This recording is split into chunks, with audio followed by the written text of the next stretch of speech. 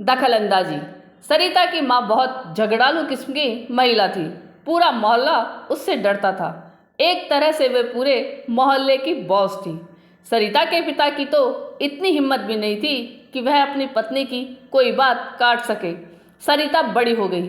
अब उसकी शादी की चिंता सताने लगी। आखिर उसके पिता ने एक बहुत अच्छा लड़का महेश ढूंढ निकाला और सरिता और महेश की शादी हो गई।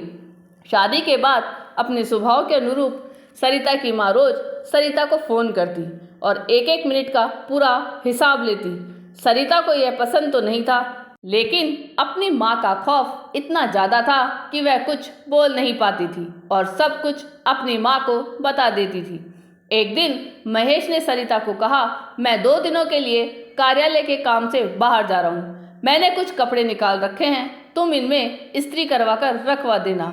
उस दिन अचानक सरिता की कुछ सहेलियां उससे मिलने आ गई और घर का काम भी कुछ ज़्यादा हो गया।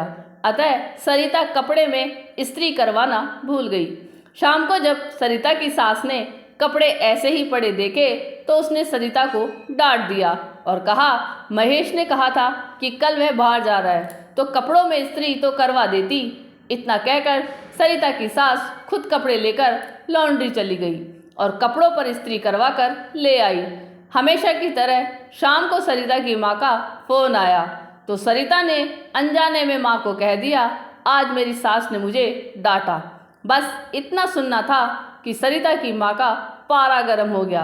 वह बोली, तेरी सास की इतनी हिम्मत कि मेरी बेटी को डांट दे, अब देख मैं क्या करती हूँ उनमें। अब सरिता की माँ रोज सरिता के कान उसकी सास के विरुद्ध भरने लगी और एक दिन दिमाग में इतना जहर भर गया कि सरिता अपना ससुराल छोड़कर अपने मायके चली गई।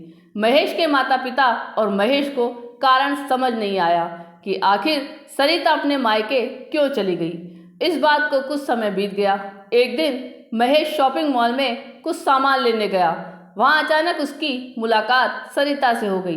दोनों आमने सामने आ गए। दोनों केवल एक दूसरे को देखते रहे। महेश ने चुप्पी तोड़ी और पूछा, सरिता, मैं तो तुम्हें बहुत प्यार करता था और आज भी करता हूँ। तुम कम से कम मेरी एक गलती बता दो जिसकी वजह से तुम मुझे छोड़कर अपने मायके चली गई। इतना सुनना था कि सरिता की आंखें भर आई। बोली, महेश, प्यार तो मैं भी तुमसे इतना ही करती हूँ।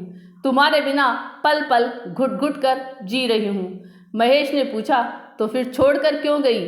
सरिता ने कहा, मेरी माँ की वजह से। महेश ने कहा, तो ठीक है, आज रात मैं तुम्हें लेने आऊँगा। सरिता ने कहा, आज रात क्यों, अभी क्यों नहीं? तुम मुझे अभी तत्काल हमारे घर ले चलो। महेश सरिता को लेकर अपने घर आ गया। उसके माता पिता ने जब सरिता को देखा तो उनको लगा कि घर रोशन हो गया। उधर जब सरिता मायके नहीं पहुंची तो उसकी माँ का फ़ोन आया, सरिता तुम कहाँ हो? सरिता ने कहा, माँ मैं अपने घर पर हूँ। माँ ने कहा, घर पर? कहाँ? मैंने पूरा घर देख लिया है, तुम तो कहीं दिखी ही नहीं। सरिता ने कहा, माँ मैं अपने घर पर हूँ, महेश के साथ। इतना सुनते ही सरिता की माँ जोर से चिल्लाई, तुझे अक्ल कब आएगी? मैंने तुझे नर्क से निकालने की इतनी कोशिश की और तू वापस नर्क पहुँच गई। सरिता ने कहा, माँ मैं नर्क नहीं पहुँची हूँ, मैं नर्क से निकल कर आई हूँ। और माँ एक बात मेरी ध्यान से सुनना, आगे से कभी मुझे फ़ोन मत करना। और इतना कहकर फ़ोन काट दिया। आपको ये कहानी कैसी लगी यह कमेंट करके ज़रूर बताइएगा। चैनल पर नए हो तो सब्सक्राइब जरूर कीजिएगा और वीडियो को लाइक और शेयर कीजिएगा।